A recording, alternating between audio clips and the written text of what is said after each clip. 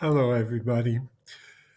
We know that in our Parsha, we study the Parshat Haman, the falling of man from HaKadosh Baruch Hu. Vayomer Hashem el Moshe, Hineni mamtir lachem lechem min hashamayim. I'm going to rain down for you sustenance from the heavens.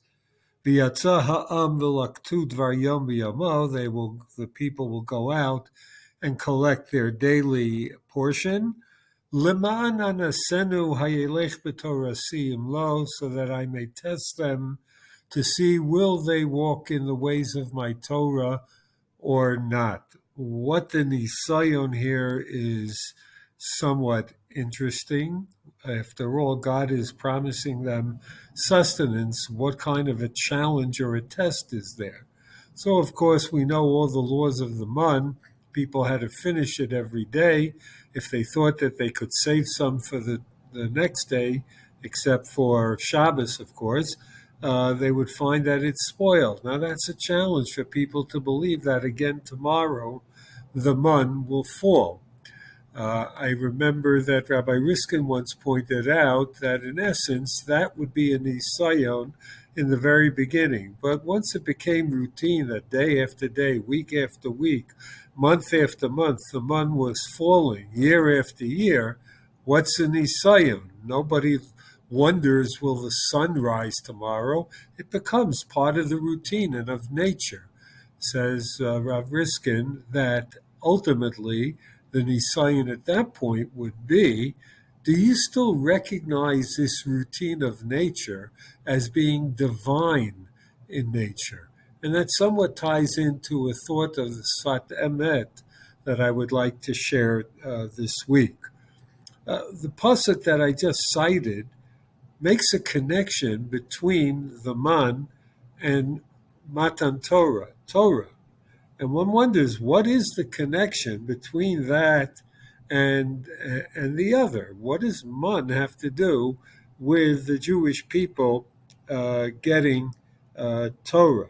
And in fact, the Mechilta brings down what Rashbi, Rav Shimon Bar Yochai, says, that lo nitna Torah l'darsha ela la'ochlei Haman.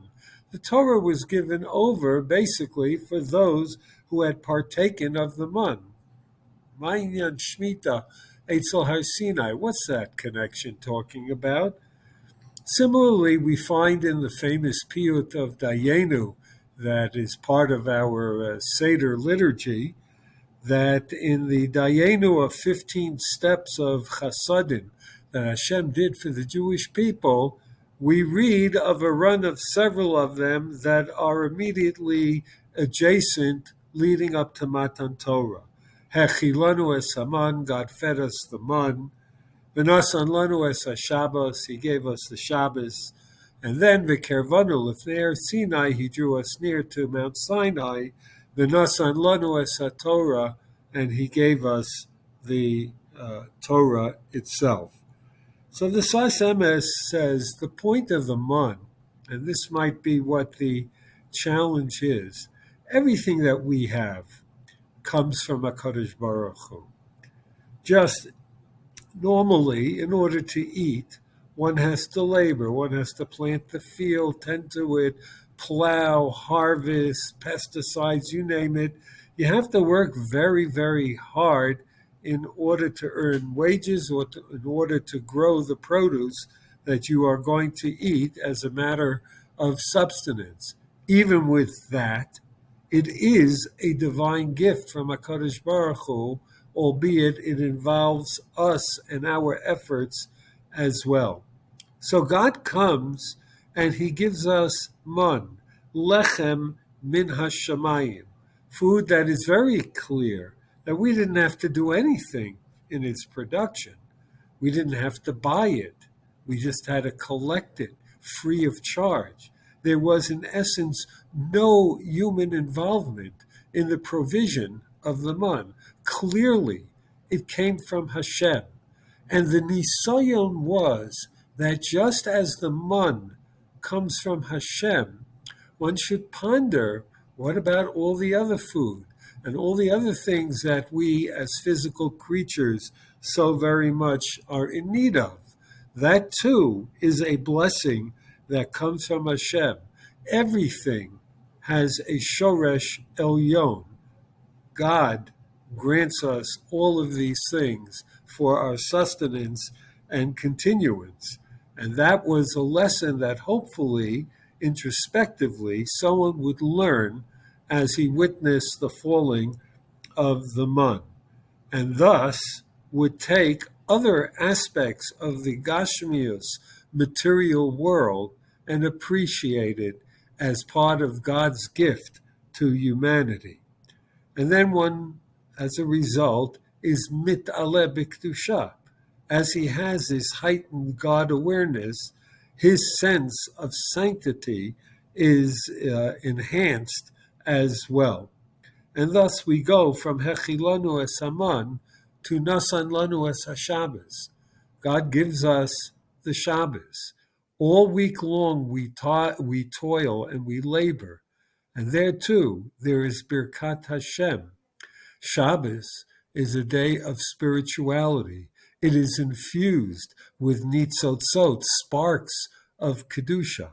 And the question is, can we appreciate in the element of time that is gifted to us, that just like there is Kedusha in the day of Shabbos, we too need to find the Kedusha in the mundane work week. And then we come to V'kervanu Lifnei Har Sinai, a place, physicality yet, once again, to understand that a place can actually be appropriate for a person to have a heightened sense of Kedusha, much like, at least for the time of Matan Torah, Har Sinai was infused with sanctity in the occasion of giving Torah to Bnei Yisrael. And by the way, it then becomes interesting that subsequently Har Sinai doesn't retain Kedusha. It's not like Har HaMoriah. We have to put Kedusha in the place that we inhabit. And when a Jew can do that, he meets the test, Hayelech b'torati imlo. All of his footsteps are to the drumbeat of Torah. He sees Kedusha in the element of time, in the element of place, in the element of Gashmiut.